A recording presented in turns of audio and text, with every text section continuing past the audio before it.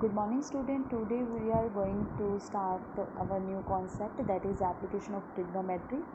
In this we are going to use our previous one trigonometry ratios, which we already discussed in our previous one chapter, introduction of trigonometry, and by using those formulas we are going to find out the solution of our problems related with our real life.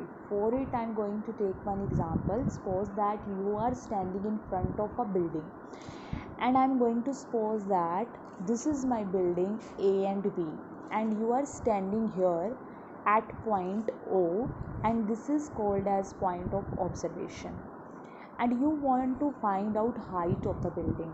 So first method is, you have to go at the top of the building, and afterward you will drop a rope, and by measuring the length of the rope you are able to give answer that what is the height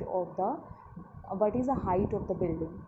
So it is very difficult, but by the using of the trigonometric functions we are able to give the answer very easily. For it, first of all, you have to measure the distance between the point of observation and the point at the foot of the building. It's very easy. Distance between O to B. Suppose that the distance between O to B is 200 meter. Clear? This is my point of observation. I am standing here and I am watching at the top of the building. So this is called as the length of the site. Clear? So we know that the angle between the building and the ground is 90 degree. Why? Because it is standing vertically. So angle between the building and the ground is 90 degree. And this is our theta, angle of elevation, because we are standing here and watching at the top of the building. So this is my angle of elevation. By measurement you are easily able to give the answer that what is the angle of elevation. I'm going to suppose that the value of the theta is here 45 degree. Now I want to find out height of the building. So directly it's very difficult to give the answer, but by using the trigonometry ratios we can easily give the answer of the side AB. So we know that it is our theta. We know that tangent theta is always equal to opposite side of theta divided by adjacent side of theta. Now opposite side of theta is AB and adjacent side of theta is 200. And theta, we already know that the value of the theta is 45 degree. So tangent 45 degree is equal to AB upon 200. And we know that the value of the tangent 45 degree is 1. This we already done in our previous one chapter.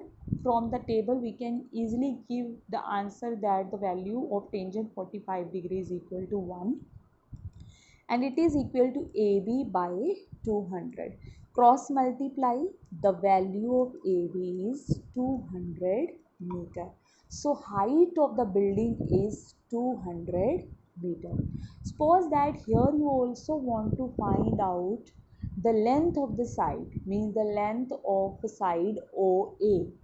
Then this is our known value. Suppose that this is our unknown value. So directly we are going to take the known value, ratio of the known and the unknown values. Clear? This is my theta, and this one is opposite side of theta, and this one is my hypotenuse. Clear? And we know that cos theta sine theta is always equal to opposite side of theta divided by hypotenuse. And we know that theta value is 45 degree and opposite side of theta is 200, and hypotenuse value is unknown, that is x. Value of the sine 45 degree. From the table we can easily give the answer. The value of the sine 45 is 1 upon under root 2. It is equal to 200 upon x. Cross multiply. X is equal to 200 under root 2. So this is the value of our side OA, 200 under root 2. This is our answer. So by using the trigonometry ratios, we are also able to give the answers of such type of questions.